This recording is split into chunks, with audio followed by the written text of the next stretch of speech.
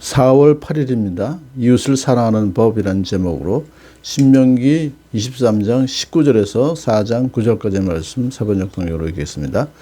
당신들은 동족에게 꾸어 주었거든 이자는 받지 마십시오. 돈이든지 곡식이든지 이자가 나올 수 있는 어떤 것이라도 이자를 받아서는 안 됩니다. 외국 사람에게는 꾸어 주어서 이자를 받아도 좋습니다. 그러나 동족에게서는 이자를 받지 못합니다. 그래야만 당신들이 들어가 차지할 땅에서 당신들이 하는 모든 일에 주 당신들의 하나님이 복을 주실 것입니다. 주 당신들의 하나님께 맹세하여서 서운한 것은 미루지 말고 지켜야 합니다. 주 당신들의 하나님은 반드시 그것을 당신들에게 요구하실 것입니다. 그러니 미루는 것은 당신들에게 죄가 됩니다. 맹세하지 않은 것은 당신들에게 죄가 되지 않습니다. 그러나 한 번 당신들의 입으로 맹세한 것은 반드시 지켜야 합니다. 당신들이 주 당신들의 하나님께 입으로 스스로 약속한 것은 서운한 대로 하여야 합니다. 당신들이 이웃 사람의 포도원에 들어가서 먹을 만큼 실컷 따먹은 것은 괜찮지만 그릇에 담아가면 안 됩니다. 당신들의 이웃 사람의 곡식밭에 들어가 이삭을 손으로 잘라서 먹는 것은 괜찮지만 이웃의 곡식에 낫을 대면 안 됩니다. 남자가 결혼을 하고 난 다음에 남편이 아내에게서 수치스러운 일을 발견하여 아내와 같이 살 마음이 없을 때에는 아내에게 이혼 증서를 써주고 그 여자를 자기 집에서 내보낼 수 있습니다. 그 여자가 그의 집을 떠나서 다른 남자의 아내가 되었는데 그 둘째 남편도 그 여자를 싫어하여 이혼 증서를 써주고 그 여자를 자기 집에서 내보낼 거라. 그 여자가 결혼한 둘째 남편이 죽었을 경우에는 그 여자가 이미 몸을 더럽혔으므로 그를 내보낸 첫 번째 남편은 그를 다시 아내로 맞아들일 수 없습니다. 이런 일은 주님 앞에서 역겨운 일입니다.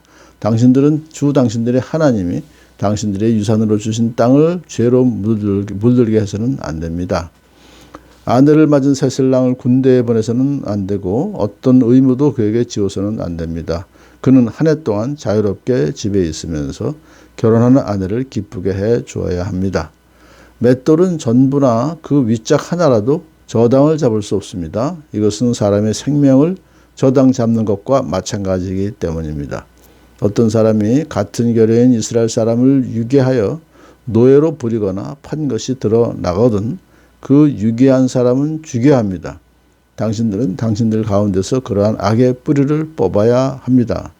악성 피부병에 걸린 사람에게 대하는 레위 사람 제사장들이 당신들에게 가르쳐주는 대로 모든 것을 철저히 지켜야 합니다.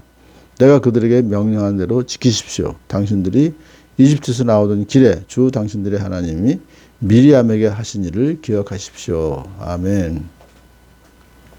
이웃을 사랑하는 법에 대해서 여러 가지 경우를 이렇게 얘기했는데 먼저는 이자를 받지 말아라.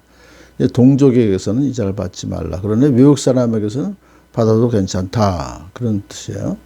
그러니까 이것은 경우가 동족에게 동족에게 돈을 꿔주는 경우는 돈이나 곡식이나 당장 생계 유지를 위해서 필요한 거거든요. 그렇기 때문에 이웃사랑의 정신으로 그들을 참 도와줘야 된다. 그런 뜻입니다. 더군다나 이것은 이스라엘 공동체의 결속을 강화하려는 취지로 이자를 받지 말라라고 하는 것이 포함되어 있습니다.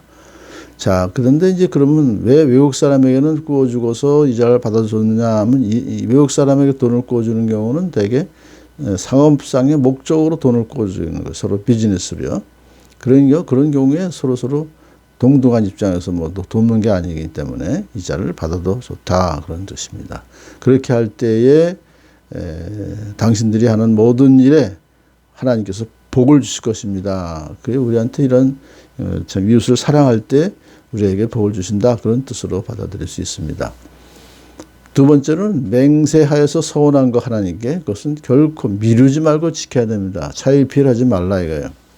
즉시 지켜라. 빨리빨리 지켜라. 그런 뜻이죠. 그래서 맹세하지 않는 것은 죄가 되지 않습니다만 맹세하고도 서운하고도 미루는 것은 죄가 됩니다. 왜? 그것은 자기 자신을 기만하는 죄도 되고요. 그다음에 하나님을 조롱하는 죄가 되는 거예요. 왜? 하나님 이름으로 맹세했잖아요. 그것은 안 된다. 서운한 대로 해야 된다라고 하는 것이죠.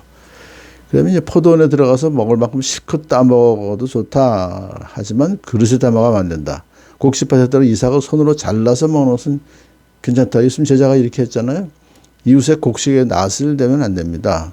이건 뭐냐면 당장의 굶주림을 면할 수 있는 그런 정도는 괜찮지만 그건 관용과 긍휼의 정신으로 용납해야 되지만 남의 소유를 이렇게 훔쳐가는 거 그건 손 안 된다 뜻이죠.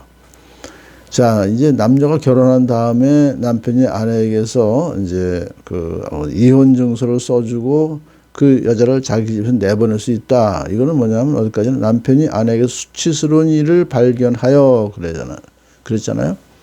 이게 조건이 있는 거예요. 경우가 이게 해당되는 거예요. 그럴 때는 이혼 증서 써줘서 정식으로 이혼 절차를 밟아라 그거 아니에요. 그러니까 지금으로 말하면 이혼 소송을 제대로 해라. 근데 그 당시에는 뭐 아내를 그냥 물건 취급해서 이혼 증서 써주고서 그냥 쫓아내보내는 거잖아요. 그런 거 하지 말라 이겁니다. 이혼 증서를 써주라는 얘기는 자유롭게 네 맘대로 이혼하라 그런 뜻이 아니라 그러한 남편이 자기 멋대로 아내를 버리지 못하도록 막기 위해서 그렇게 하라는 그런 것입니다. 그리고 또 이혼 증서 써주면 그걸 가지고 다른 남자에게 결혼할 수 있도록 하는 보호 조치입니다. 예수님께서도 음행 이외에 어떤 이유로도 힘없는 아내를 버리지 말라라고 했어요.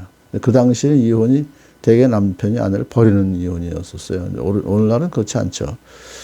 자, 아내를 맞은 새신랑을 군대로 내보내서는 안 됩니다. 그런 가정의 화목과 건강을 위해서 1년 동안은 자유롭게 집에 있으면서 결혼한 아내를 기쁘게 해줘야 된다. 굉장히 세심하게 가정의 화목을 위해서 배려한 그런 법입니다. 맷돌은 그 전부나 그 윗짝 하나라도 저당 잡을 수가 없다. 왜냐하면 사람의 생명을 잡는 것과 마찬가지이기 때문에 그렇다는 얘기 뭡니까? 맷돌이 당장 없으면 먹을 수가 없어요. 기본적인 생존 수단이기 때문에 그것을 저당 잡으면 안 된다. 더군다나 유괴뱀은 반드시 죽여야 된다. 왜냐하면 그러한 악의 뿌리를 공동체에서 뽑아야 되기 때문에 그렇다 이거죠. 이웃사랑의 대표적인 경우가 됩니다. 악의 뿌리를 뽑아라. 그래서 공동체를 살려라. 악성 피부병에 걸린 사람도 격리시켜라 그거 아니에요 법대로. 이것도 사실은 공동체를 보호하기 위한 겁니다. 문둥병이 그 공동체 안에 있으면 많은 사람들이 전염되기 때문에 그것을 막아라. 그러니까 전체적인 오늘 본문에서 있었던 7가지의 그 내용들은 이웃을 어떻게든 적극적으로 사랑하든지 아니면 그죠 적극적으로 사랑해 주는 것, 관용과 사랑의 정신을 또는 공동체가 잘못되는 걸 막아야 되는 그런 마음을 가지고 오늘도 우리에게 맡겨진 그 삶을 정말 이웃을 사랑하며 살아가는 복된 하루 되기를 축복합니다.